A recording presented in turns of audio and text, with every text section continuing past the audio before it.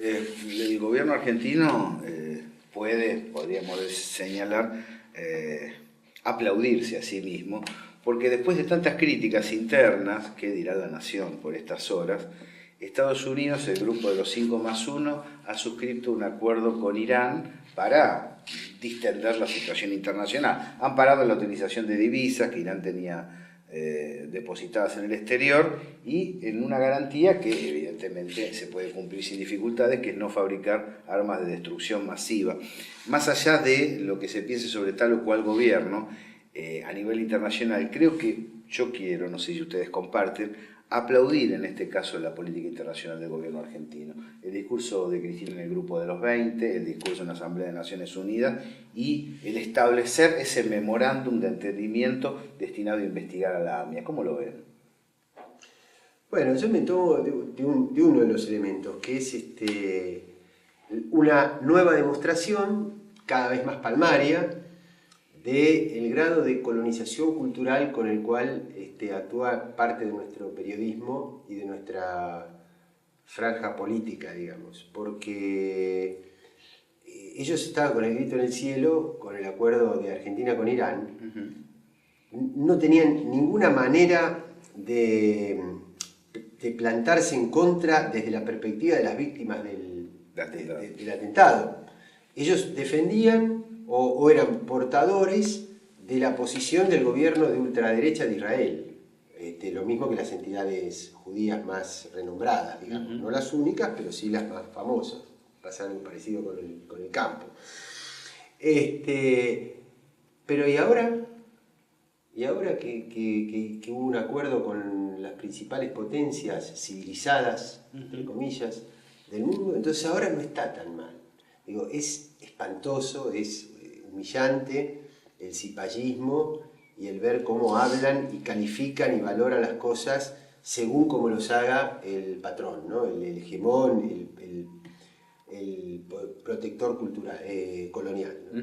Sí, tal cual. Creo que ahí frenar el ataque sobre Siria, con un concepto argentino muy importante en esa dirección, y el accionar ruso y chino fue determinante para este acuerdo. De algún modo sinceró la nueva correlación de fuerzas internacional. Te pregunto, Hugo, ¿el aislamiento de Israel es profundo después de este acuerdo?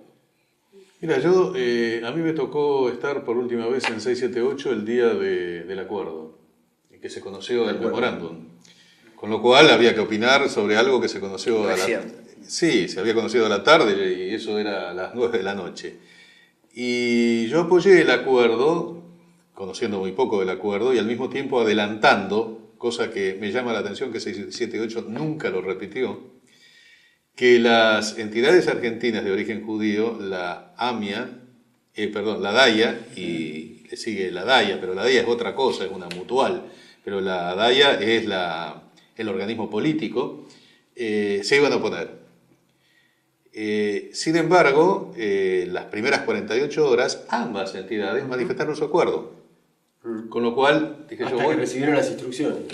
Claro, porque ¿en qué me basaba esto? Que las entidades argentinas de origen judío, presuntamente representativas, son una prolongación de la Embajada de Israel. Por lo tanto, sabía que Israel se iba a oponer a ese acuerdo y por lo tanto a las 48 horas viraron y cambiaron de posición. Después, cuando se conocieron más elementos del memorándum, debo decir que me pareció de cierta precariedad en cuanto a una cosa de semejante magnitud. Era muy simplificado, ¿no? Dejaban demasiados puntos sueltos a los efectos de seguir avanzando. Y por otro lado, bueno, el cambio de gobierno en Irán indudablemente retardó de forma significativa. En la Argentina se hizo presión para una sanción muy rápida del acuerdo. Acordate que esto en 1 o 2 semanas se sancionó. Y en Irán esto se mantuvo congelado. Timerman, indudablemente y políticamente bien, indudablemente, hizo un comunicado demostrando que la posición argentina estaba ahora avalada por lo que vos decís, por la firma de las principales potencias a nivel mundial. Creo que es interesante señalar el grado de soberanía que logró la Argentina. No es fácil moverse en este plano internacional con fluidez. Y en el plano interno, la sensación que yo tengo es la de un aflojamiento de la tensión, ¿no? Un clima distinto. Porque tuvimos, y aquí lo fuimos analizando en la mesa de periodistas, tuvimos las elecciones, la interpretación de las elecciones, toda la lectura sobre qué pesaba más, si un dato o el otro. Tuvimos la sanción de la Corte, ley de medios, legal. Tuvimos el desarrollo de la enfermedad de Cristina Fernández de Kirchner, la vuelta de Cristina, el perrito, las observaciones de la editorial Perfil. No solamente Perfil, yo debo decir ¿Puedo decir algo? Sí, a ver. El editorial Perfil dice, el 30% de esa grabación estuvo dedicada al perrito, ¿no? Como ironizando. Yo digo, no está nada mal, porque el 60% de editorial Perfil es pornografía, la revista Hombre y todas las variantes que tiene, así que Fontevecchia no debería escandalizarse. Pero vos sabés que este fin de semana, esa nota de Eddie Zunino es vergonzosa, absolutamente vergonzosa. Pero si agarrás el editorial, primero, la propaganda de A Toda Página en Nación, supongo que en Clarín salió igual, del programa de la nata del domingo, Bienvenido Simón, era el título del cartel. Y los editoriales de La Borda y de Morales Solá, con esa desaprensión para las comparaciones históricas, claro. compararon a Moreno ambos con López Rega. ¿No? Cualquiera que conoce la historia del presidente de la Argentina. Un baño de sangre en la Argentina, claro, sí. completamente distinto. Sí, está bien, qué sé yo, Carrió lo había comparado con Eichmann, ¿no? Sí. Es una cosa, una banalización impresionante. Ahí estuvo bien la Daya, fíjate vos que yo... mirá, la Daya estuvo bien esta vez. Eso no es lo mismo. Claro, le dijo esto no es lo mismo. Y ella le dijo, bueno, pues tienen que estudiar más. Y entonces ellos, nada menos, le dijeron, bueno, nosotros somos descendientes del holocausto. Lo llevamos del ADN, no necesitamos ir a los libros, le dijo.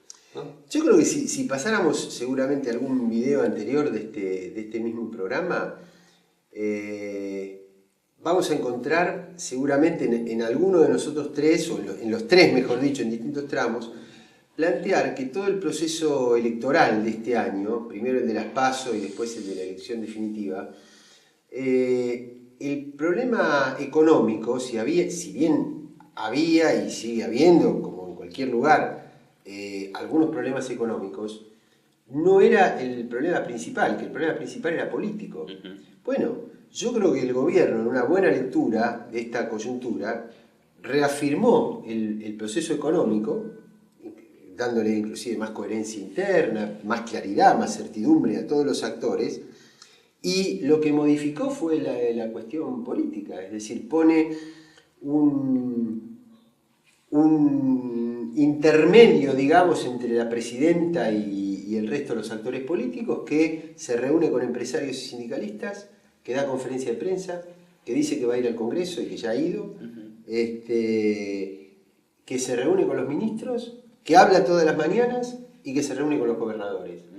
Quiere decir que distiende desde el punto de vista político, que era la gestualidad que tenía que dar el gobierno. El otro elemento... cómo acompañar un proceso económico de fuerte confrontación con un proceso político que amplíe la base de sustentación. Exactamente. El otro elemento que ayudó a esa distensión es que, después de tanto batallar en ese sentido, la Corte Suprema dijo hay problemas de seguridad como en cualquier lado, pero bastante menos. El informe que lee Zaffaroni ratifica algo que yo personalmente... lee Zaffaroni. Que es algo que es señalado de bastante tiempo con los datos en la mano del Ministerio de Justicia, diciendo es una locura hablar de crisis de inseguridad. Y durante un par de días se puso en marcha el equipo Bloomberg, otra vez en términos de difusión, con el tema de parecía que la Argentina era Colombia o México en el orden del narcotráfico. Ahora, acá hay un tema, hay que tener cuidado, porque cada vez que aparece una cuestión de esa, viene un compañero, alguien amigo, y te dice, no seas negador. Yo no niego que hay un robo, que hay delito, y que hay crímenes, y que hay droga. Ahora, el tema son las proporciones. No conozco ningún país del mundo donde no las haya. Tal vez alguna isla en el Atlántico, ¿no?, perdida en el mundo, donde no hay ni puertos, puede llegar a jactarse de eso, pero en una nación que está insertada en el mundo hay ese tipo de problemas. El tema es que las proporciones no habilitan. Ahora, me dio la sensación que entre todos esos factores hay una suerte de primavera relativa en la República Argentina, donde la voz del sonso ha quedado opacada, con sordina, con respecto a lo que fue un par de meses atrás. ¿Sienten eso también? Me parece que el efecto se ha visto sorprendido, los medios, que además de alguna forma lo expresan. Primero, porque aventuraron que Cristina o no volvía o volvía con déficit. Lo de Donda fue lamentable. Y entonces, es decir, primero hacen un pronóstico desacertado y después se sorprenden que la realidad desmiente el pronóstico desacertado. Esto es lo que uno ve en los editorialistas de los principales diarios. Y me parece que están con este viraje, porque hay también indudablemente un cambio en función de las necesidades económicas. El acuerdo con Repsol aparentemente no estaba hace 2 meses, por lo menos en el tapete público. Estaba en las negociaciones privadas, pero no estaba en el tapete público. La idea de buscar financiamiento externo ya se está explicitando, digamos. Esto tampoco estaba en lo que se llama, más aún. Acá mismo hemos discutido el tema de la necesidad o no del endeudamiento externo. Así que, como de alguna forma algunas de las cosas que se están realizando se consideraban déficit del gobierno por los sectores dominantes, hay, me parece, un cierto desconcierto desde ahí, y hay una especie de... Bueno, ese desconcierto se expresa en los editoriales. Por y ahora te voy a hacer una precisión. Bien, aquí me alcanzaba el mate. Está bueno. Hicimos un alto para tomar unos mates. Acepté a regañadientes los colores de este termo. Ya vamos a traer otro azul y blanco. ¿Cómo lo ves? ¿Cómo ves el panorama? ¿Qué querés observar, Carlos?